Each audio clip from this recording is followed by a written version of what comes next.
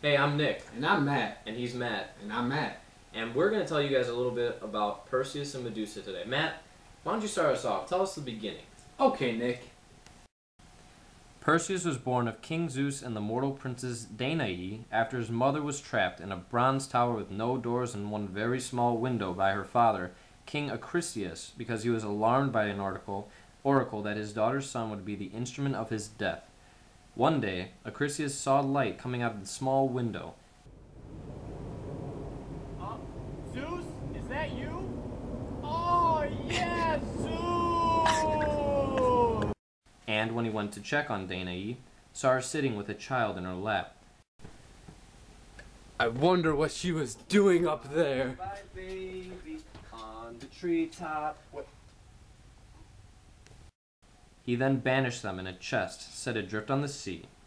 They arrived on the island of Seriphos, and the king of this country, Polydectes, helped raise Perseus into the strong man that he was. Oh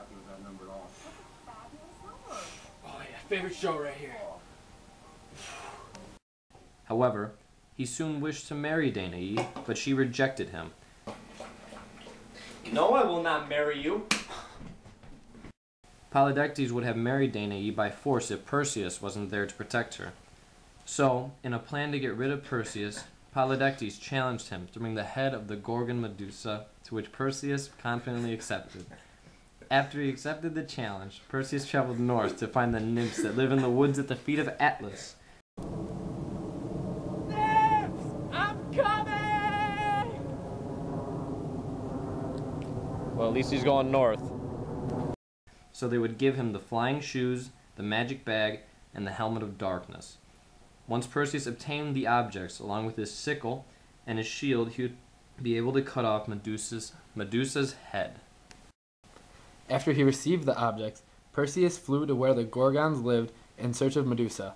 Medusa, the most powerful of the Gorgon sisters, was an ugly, wicked woman with live snakes as her hair, as well as the ability to turn anyone to stone if they looked at her in the face. Hey, I'm Medusa. I'm so ugly. Oh, I got snakes in my hair. I don't know what to do with all these snakes. When Perseus approached Medusa, he used his shield as a mirror to see her reflection, so he would not be turned into stone. He then put on the helmet of darkness and became invisible, and chopped Medusa's head off her body and placed it in his magic bag to give to King Polydectes like he had promised. When Perseus finally returned back home to his mother and Polydectes, everyone was shocked because they perceived Perseus had died since he had been gone for so long. Hey, Mom, I'm back. You're not dead? You're not dead? Immediately, Polydectes ordered Perseus to reveal the head of the Gorgon Medusa, and as soon as Perseus took the head out of the magic bag, King Polydectes and all his nasty followers were turned into stone, leaving Perseus and his mother Danae free from the king's danger. So, in review, Medusa was once a beautiful woman and she knew it. Athena didn't like this, so she changed her into a Gorgon, and Gorgons guarded the temple of the gods, but she made it so that anyone who gazed into her eyes would turn into stone. So, from this we can infer that when she's alluded to any text, or if she's referenced in any text, you can get a negative connotation from Medusa, one who maybe thinks so confidently in themselves when really they're a terrible, confident person.